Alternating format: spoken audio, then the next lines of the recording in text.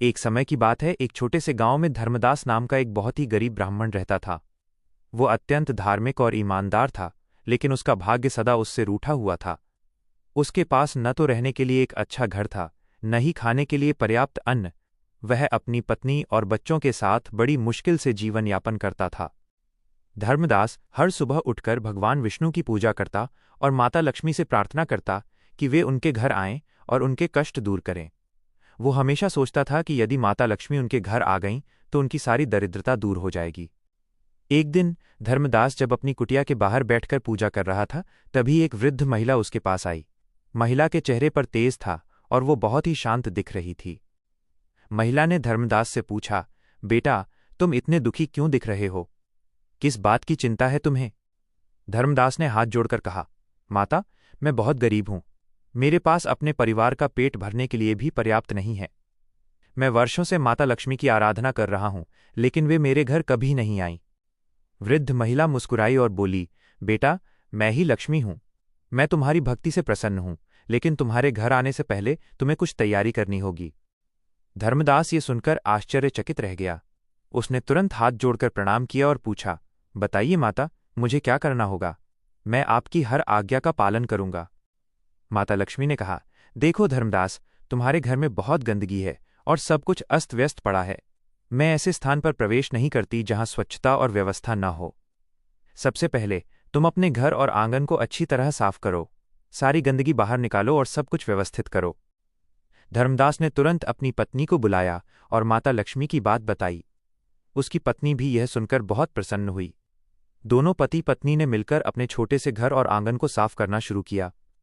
उन्होंने कूड़ा करकट हटाया, दीवारों को पोंछा और बर्तनों को चमकाया। घर में जो भी टूटा फूटा सामान था उसे भी ठीक किया या हटा दिया। माता लक्ष्मी ने फिर कहा, दूसरी बात, तुम बहुत आलसी हो। तुम केवल प्रार्थना करते हो, लेकिन अपने भाग्य को बदलने के लिए कोई प्रयास नहीं करते। मैं उन्हीं के साथ रहती हूं जो कर्मठ और परिश्रमी होते हैं। तुम्हें रोज सुबह उठकर अपने दैनिक कार्यों को समय पर पूरा करना होगा और आलस्य त्यागना होगा। धर्मदास ने माता लक्ष्मी को वचन दिया कि वो आज से कभी आलस्य नहीं करेगा और पूरी लगन से काम करेगा। माता लक्ष्मी ने आगे कहा, तीसरी बात, तुम दूसरों के प्रति बहुत उदार नहीं हो। तुम अपनी गरीबी में इतना खोए हुए हो कि दूसरों के दुखों को नहीं देख पाते। मैं दान पुण्य और परोपकार करने वालों के साथ रहती हूं। तुम्हें अपनी क्षमतानुसार दूसरों की मदद करनी होगी और दान करना होगा। ये सुनकर धर्मदास को अपनी गलती का एहसास हुआ। उसने वादा किया कि वो अपनी हर छोटी बड़ी चीज दूसरों के साथ साझा करेगा और हमेशा जरूरतमंदों की मदद करेगा। अंत में माता लक्ष्मी ने कहा, चौथी और सबसे महत्वपूर्ण बात, तुम्हारे मन में हमेशा निराशा और नकारात्मकता भरी रहती है। मैं वहां निवास करती हूं जहां सकारात्मकता, शांति और संतोष होता है। तुम्हें हमेशा आशावादी रहना चाहिए और ईश्वर पर भरोसा रखना चाहिए। संतोष ही सबसे बड़ा धन है। धर्मदास ने अपनी गलतियों को स्वीकार किया और माता लक्ष्मी से क्षमा मांगी।